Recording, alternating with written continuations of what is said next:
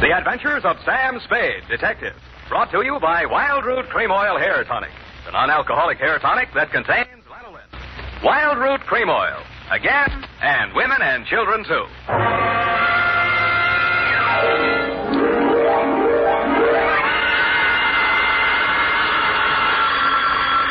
Sam Spade Detective Agency. Me, sweetheart. Oh, Sam! It must be telepathy. I was just thinking of you. You know, sometimes I think I can tell what you're thinking. That's an invasion of my privacy. Oh, when two people are as close as you and I think that often you can almost read one another's mind. Well, you may be right. I can see what you're doing all the way from here. What? Put those paper clips back where you found them. Oh, certainly, Sam. Own up, F. You purloined pencils, absconded with erasers, pilfered stationery, filched stamps for your personal use. I only write to Mother when there's nothing else to do around the office. Besides making unit phone calls and charging them to me, you've tapped the petty cash drawer for lunch money. Sam! And you've been filling your pen with company ink. I didn't think you'd mind, Sam. I'll pay it all back. But I have a big heart and boundless compassion. Stay where you are, sweetheart. I'll be down on my unlimited generosity with your back salary. Really, Sam? And 2 tickets for us to go to the fights tonight, and dinner. And last, but by no means least, my stirring and vivid report on the Prodical Daughter caper.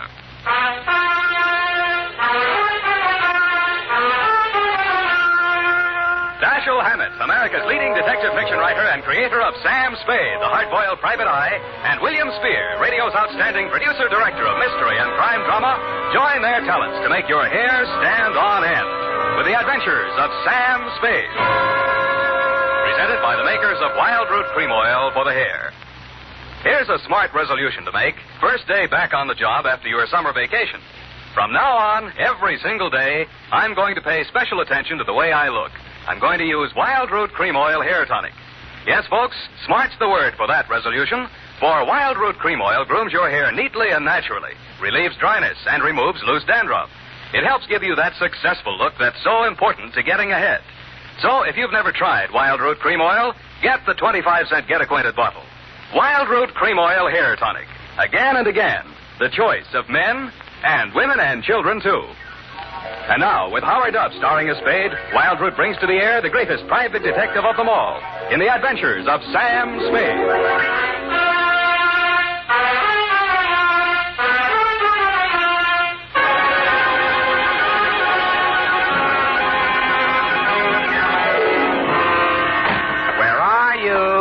I need you. Effie! Yes, Sam.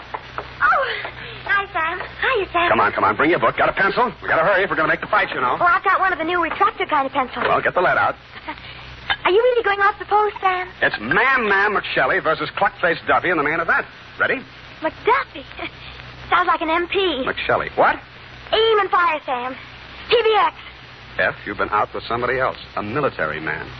Why, how did you ever know? Date, August 28-1949. I don't know whether we'll go out or not. You're clairvoyant. To Dr. Albert Kensington from Samuel Spade. I only had a coke with him, Sam. He was on furlough, and we... And license number 137596. Subject? And he was from Elkhart, Indiana. And I used to live in Pleasant Lake, and... Down! So much to talk about. Down, Effie. Subject, Helen Scully of the Prodigal Daughter.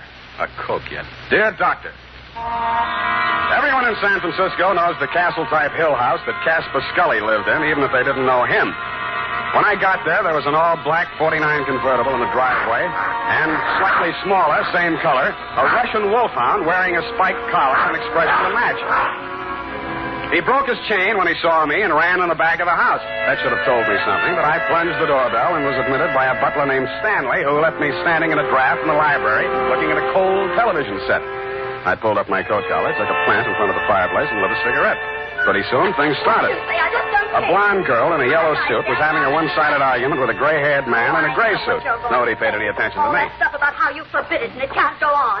But let me tell you, it can go on just as long as I want it to. And there's nothing you can do about it, so don't, whatever you do, try to interfere. Oh, stop it. That hurt look again. I've seen it too often, and I'm sick of it. Do you hear me? I'm sick of it.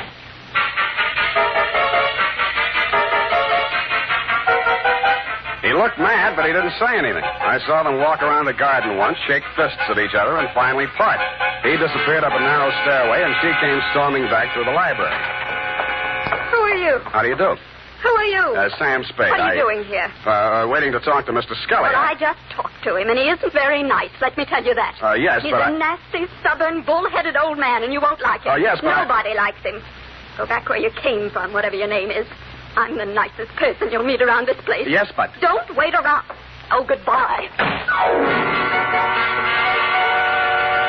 But I did wait around, Dr. Kensington, and I did talk to Mr. Scully when you came in the room with him, only Mr. Scully did not talk to me. He glared at me through black, smoldering eyes, sniffed the air, frowned at my cigarette. I frowned back. Mr. Spade, I'm Dr. Kensington. I wrote you the letter. This is Mr. Scully. Oh, please, this cigarette. Mr. Scully suffered a severe accident many years ago that affected his throat and his respiratory tract. He smoked. Of course, I understand, Doctor. Sorry, Mr. Scully, Yes, thank you, Spade. This is not generally known, but the unfortunate accident in the chemical plant also robbed Mr. Scully of his vocal power. I see. Yes, the modern doctor, the physician of today, is a far cry from the general practitioner of yesteryear. Today, we must know the mind, the psychological quirks, well, he must follow through completely on a case. He is sometimes, as I am today, a confidant, an executive officer for his patient. He is a friend, to say the least, eh? Oh, yes, to say the least. Eh? Oh, of course, Mr. Scully, to the point, of course. Sit down, Spade. Oh, thanks. Now then, Mr. Scully, as you well know, and the world knows, has made several fortunes in his lifetime. And he didn't accomplish this by allowing people to run roughshod over him. But, Mr. Scully, I'm just backgrounding Mr. Spade. Please be patient. Mr. Scully intends leaving his daughter Helen his entire fortune. A great deal of money, to say the least. Say the least. But Helen doesn't care about the money. She's foolish, young, headstrong, and impetuous. Huh?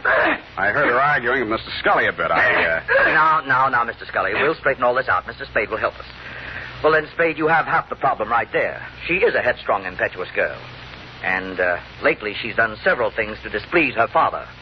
Right, Mr. Scully? You see, Mr. Spade. Oh, I gathered that much, but what kind of things? Helen's been singing in a cheap nightclub called the Blue Goose. What? Oh, it's very embarrassing.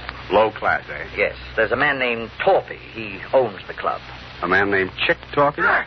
Ah, you know of him? I've heard of him. Contrary to all her father's wishes, Helen insists on seeing this man Torpy. Mm-hmm. How old is she? Well, that's beside the point, Mr. Spade. But a sordid affair now might rob her of a future of wealth and security. Mr. Scully's at the point of exasperation. He might well change his will over this matter. Correct, Mr. Scully? At best, this is an embarrassing situation, and most indiscreet of Helen to have brought it about. So, I'm supposed to go talk to Chick Torpy, is that it? In a word, yes.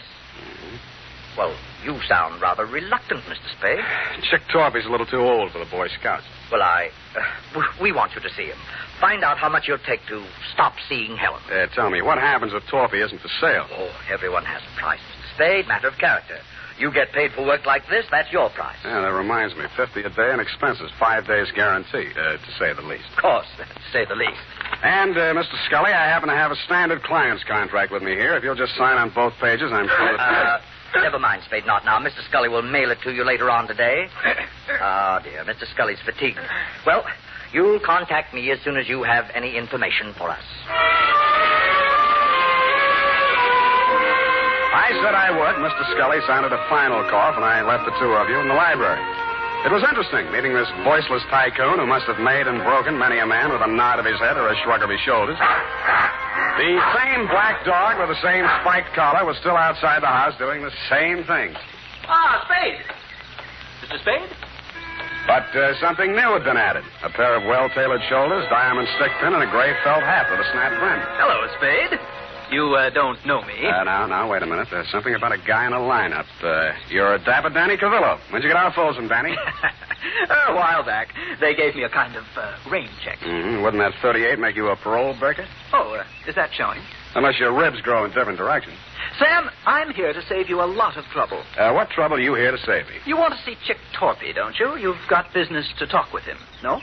News gets around fast, Danny. No, it's just that Chick had been expecting somebody like you from the old man, and, well, I'm here to see that you see him. So, why don't you kind of get in the car? And I kind of did. Danny smiled, lit a cigarette, shifted his shoulder holster so I could shift gears better, and drove me back across town to an apartment house on LaSalle, the Metropolitan. A good-looking guy who stood about 6'4", black hair, answered the knock. Hello, Chick. May I present Sam Spade? Sam Spade, meet Chick Torpy. That'll do it, Danny, thanks. Hello, Spade. Come on in. See you, gentlemen. Danny's Gabby. Hello, Chick. Your taxi service always free? Just when I'm in a hurry to get things settled, soldier. You saw the old man today, huh? I saw him and talked to his doctor, Kensington. All right. You're here to tell me how worried the old man is, right? If you're talking about Helen and you, yes. You're bad company. Yeah. What else? He wants you to stop seeing her. Well, suppose I don't want to stop seeing her. Suppose I told you I love her. Let's see. She comes into $3 million when he kicks. You love her. I'd be crazy if I didn't. I wonder what she'd say if she heard you say that. Why don't you ask her, Spade? Helen? Hello, Mr. Spade. Told you to leave my house today, but you didn't listen. Vince Spade? Well, I'm wondering, anyway. Maybe this will help. When you get back to my father, tell him I think Chick'd be a fool to brush me off. Tell him that someday I expect to inherit all of that wonderful money he spent a lifetime making. Tell him that Chick's tired of working. Got all that? Yep. How do you feel, Spade? Like I'm earning my fee. Oh, you've already earned it, Spade. There's no use trying. I've told him myself, now you can tell him. She's not for sale, and I'm not for sale. Got it? You got it. All right, then you're finished here. Hello. Oh, you. Well, I'm not sure I want to talk to him. Give him a pill. And it was on that happy note, Doctor, that I went downstairs, found a drugstore, and tried to phone you and tell you what Torpy had said. Your line was busy, and while I was waiting for it to get unbusy, I spotted Chick Torpy out in front. He looked madder than when I'd left him, and there was a bulge in his coat that hadn't been there before. He got into a black sedan near the curb, and I hailed a cab and followed him across town up to Nob Hill. A half a block from the Scully residence, I left my taxi and took the rest on foot. He was still a couple of 100 feet ahead of me as he disappeared into the garden entrance. I heard a cry for help, and then Chick was standing over something on the ground. When he saw me, he shrieked for a break in the hedge. I stopped long enough to have a look at the body he'd left. My client. He still had gray hair, and he was still wearing the gray suit, but half his face had been shot away.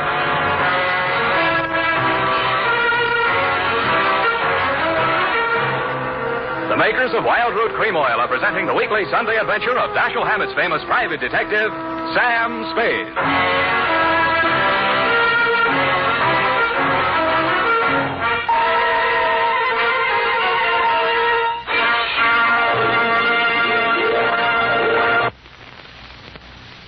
Remember, non-alcoholic Wild Root Cream Oil contains lanolin.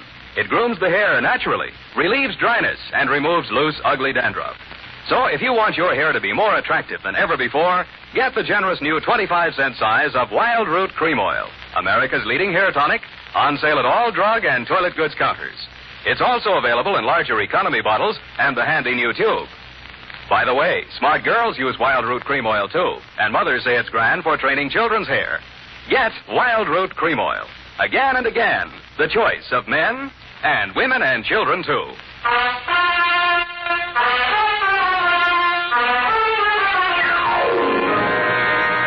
And now, back to the Prodigal Daughter caper. Tonight's adventure with Sam Spade.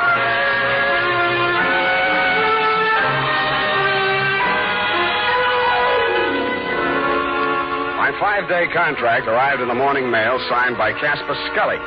The headlines were no surprise. Chick Torpy sought in shooting of multimillionaire. Item: ballistics matched up slugs taken from body with weapon owned and licensed to one Chick Torpy. And item: because of a city ordinance regarding disposition, the body of Casper Scully, found off the immediate premises of his home, had been removed to the city morgue and would remain there until claimed by nearest of kin.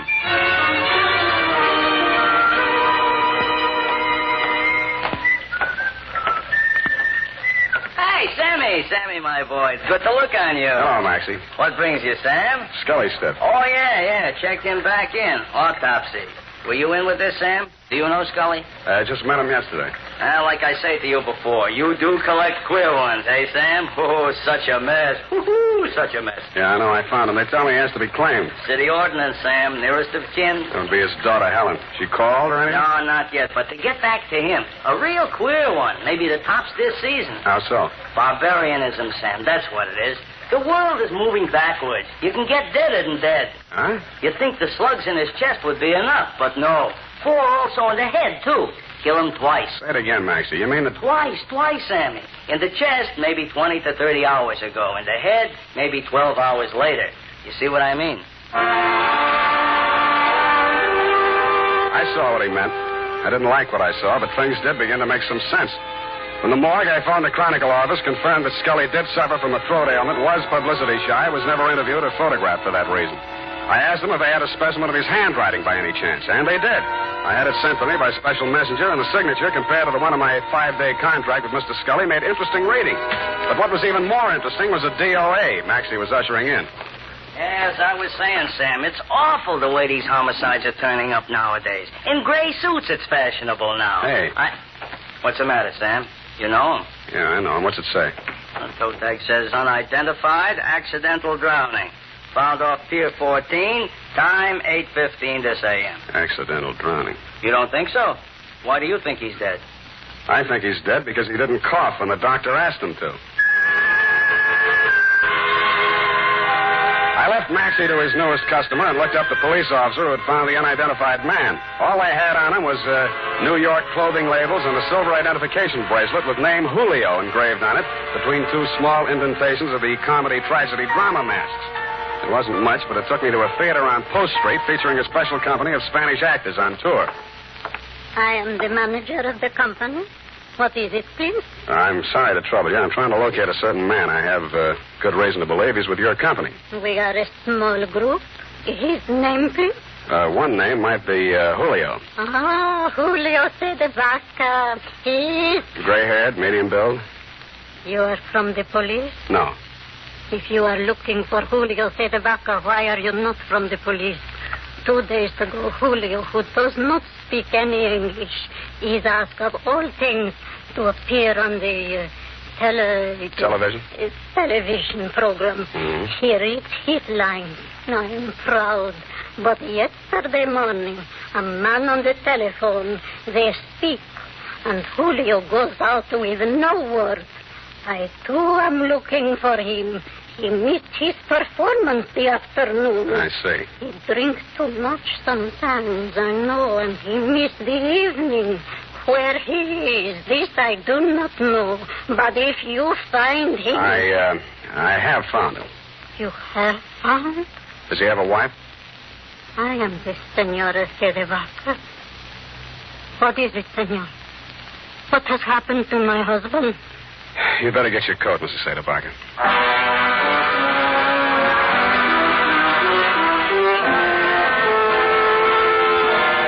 I went back to the morgue with Mrs. Vaca, doctor, and after that I went over to the Blue Goose Club.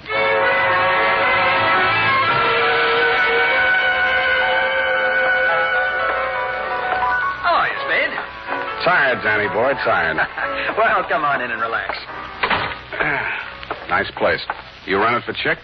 When he's away. Seen Chick lately? 2 sets of cops, 3 reporters have been here asking the same question already this morning. What are you trying to prove? Chick's in trouble. You're his partner. Now, he got himself into this one, Spade. Look, we make a nice dollar running this place. It's legitimate. And no cop's going to raid us or close us up. Chick started fooling around with that Scully woman. And I told him just once. It's dynamite, I said. You know how the old man is. Let bygones be bygones. But Chick didn't listen. Tell me about the bygones that should be bygones and why Chick should know how the old man is. Well, Scully sent him up 5 years ago. Didn't you know? No, I didn't. Oh, Chick owned some property south of Rosito, and Scully wanted it for oil drilling or something. Chick asked too much, and Scully figured a way to get it from him in court. Had it condemned or something. Mm-hmm. Well, Chick got kind of sore. He met the old man on the street one day, and, well, they convicted Chick of attempted murder. 2.5 years. And Chick looked up Scully's daughter when he got out of prison and started making love to her to get even. Why, yes, Spade. That's just the way it started. Only Chick was the sucker after all. He really went for the creature. He married her 3 weeks ago in Reno, the poor sap. Anybody else know about that part of it? Only me. I was best man. By the way, Danny, did you wrap Julio Vaca over the head last night and toss him in the bay? Who's Julio, whatever his name is? An actor who happened to look something like old man Scully. Enough like him to keep his mouth closed when I was there, but who might want to open it later. I don't know what you're talking about, Spade. Didn't think you would. But I don't like it. Yeah, boy. Timmy? Joe? Yeah. Throw this bum out. I'm sick of looking at him.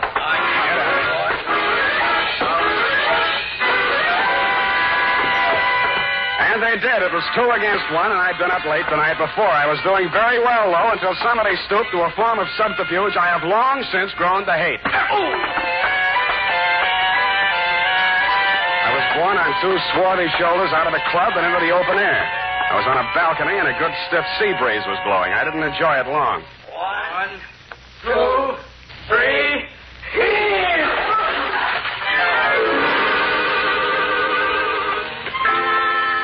The water was cold but refreshing, and I managed to swim the 5 feet to shore. And that was my limit. I hung onto a slippery piling which supported the blue goose above me and partially hid the antechamber in front of me. It had been a wine cellar once and a loading dock, I suspected, during Prohibition. This time it was a hideout. Keep your hands up, Spade.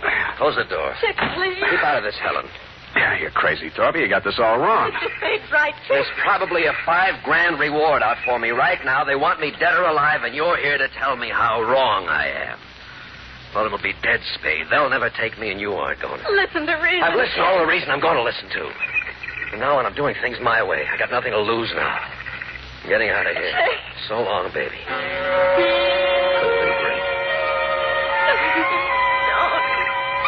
He leaned over to kiss her goodbye, and that is when I rediscovered that my wet revolver, even though it wouldn't fire, still had plenty of power left. Mr. Spade, thank you. Thanks for doing that.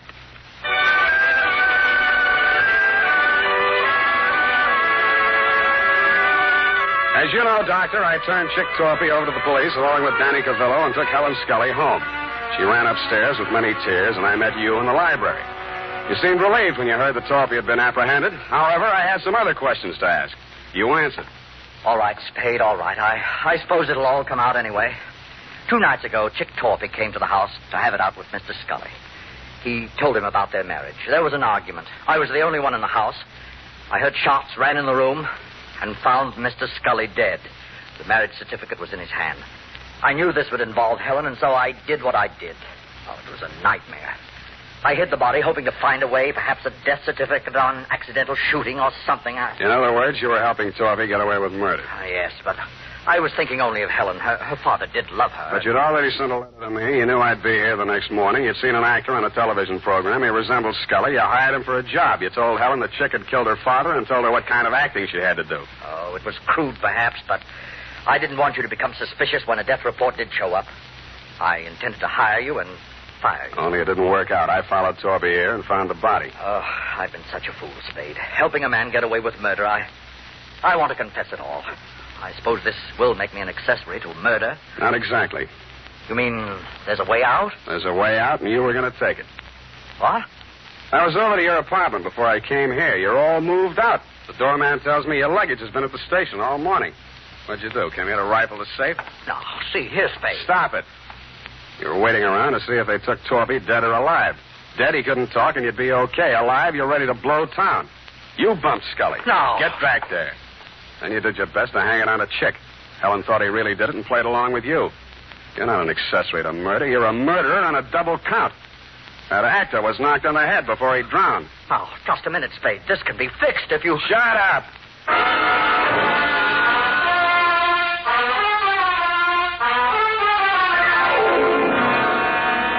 Period. End of report. Sam, I don't understand. What, Angel? I don't understand, Sam. What? Well, you say you turned Chick Torpy over to the police, yet Dr. Kensington was the murderer. A formality, F. He will be released and cleared in short order. Anything else? Well, yes. What about Danny Corvillo? An innocent bystander. But he had you beat up and knocked on the head. And he has already made amends for those tickets for the fights. But... No more questions, F. Pipe this up and I'll give you the happy ending.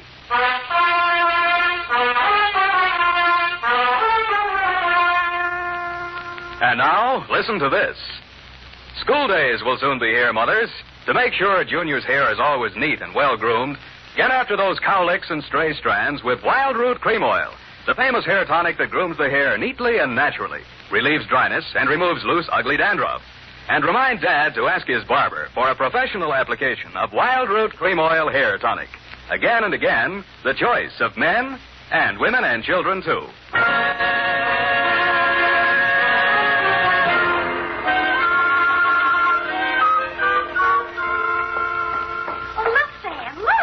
Listen. Look, Sam, look.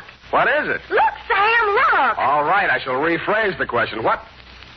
Oh, I see. You mean the magazine Look, huh? They said an advance copy. It's not even out till next Tuesday. What's it doing here? Oh, look at them. See these? Who are these people here? That's Sam Spade. What? On the radio. You know, Howard Duff. He plays you on the radio. Howard Duff. Why don't I play it on the radio? You're not the type, I guess. Yeah, look here. Sam Spade dictating to Effie. Hey, she's not bad, you know. Not bad. Oh, really? That actressy, I thought. What is it? Levine Tuttle. Levine. Such a name is so actressy. As Bill Spear, Spade producer, gives final instructions. Look at him. He has 9 o'clock shadow. Well, come on. Let's get out of here. Go to the fights. Oh, Sam. Then I can't say it. Say what? Well, if you're taking me to the fights, I can't very well leave and say goodnight, Sam, can I? Well, you can try. It's expected, you know. All right. Good night, Sam. Grins. Good night, sweetheart.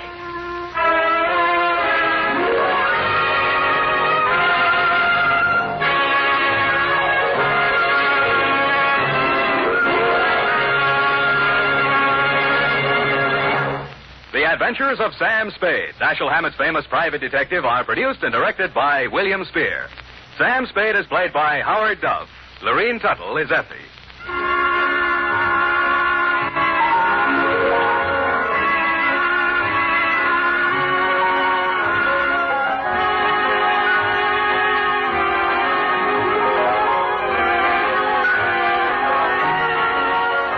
Tonight's adventure with Sam Spade was written for radio by E. Jack Newman. Musical direction by Lud Gluskin, with score composed by Pierre and Renee Garrigank. Join us again next Sunday when author Dashiell Hammett and producer William Spear join forces for another adventure with Sam Spade. Brought to you by Wild Root Cream Oil. Again and again, the choice of men and women and children, too. This is Dick Joy reminding you to get Wild Root Cream Oil, Charlie. It keeps your hair in trim. You see, it's non-alcoholic, Charlie. It's made with soothing lanolin. You better get Wild Root Cream Oil, Charlie. Start using it today. You'll find that you will have a tough time, Charlie. Keeping all the gals away. Hiya, Charlie. Get Wild Root right away.